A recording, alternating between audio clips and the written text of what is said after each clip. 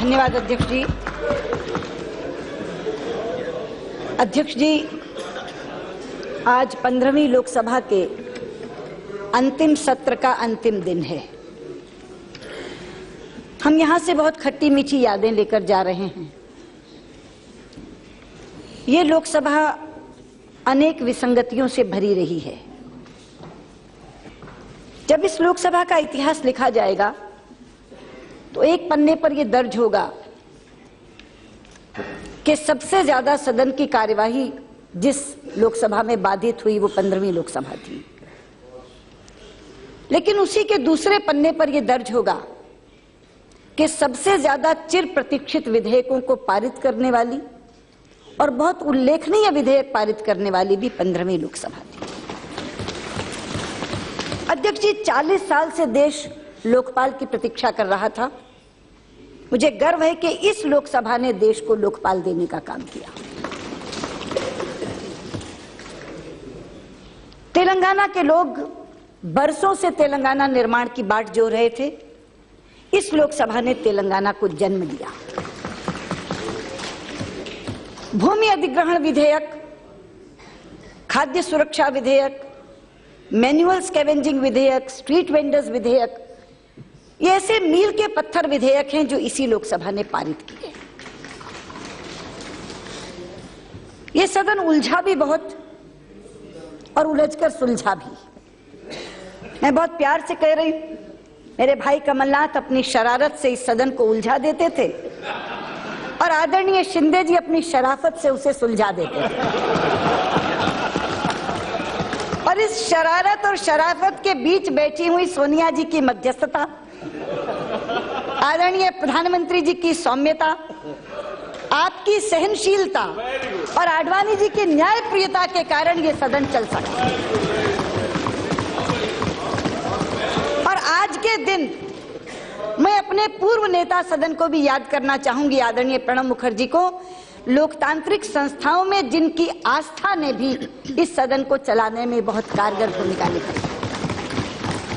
ये इसलिए हुआ क्योंकि भारतीय लोकतंत्र के मूल में एक भाव है। और वो भाव क्या है? वो भाव ये है कि हम एक दूसरे के विरोधी हैं मगर शत्रु नहीं। और हम विरोध करते हैं विचारधारा के आधार पर, हम विरोध करते हैं नीतियों के आधार पर, हम विरोध करते हैं कार्यक्रमों के आधार पर। अलग अलग है, इख्तिलाफी विचारधारा है, अलग अलग नीतियां बनाती है सरकार, अलग अलग कार्यक्रम बनाती है, उस पर हम आलोचना करते हैं। वो आलोचना प्रखर भी होती है, लेकिन प्रखर से प्रखर आलोचना भी भारतीय लोकतंत्र में एक दूसरे के व्यक्तिगत संबंधों में आड़े नहीं आती। भाजपा संसदीय दल के अध्यक्ष के रूप में आडवाणी जी से मैं मार्गदर्शन लेने जाती थी।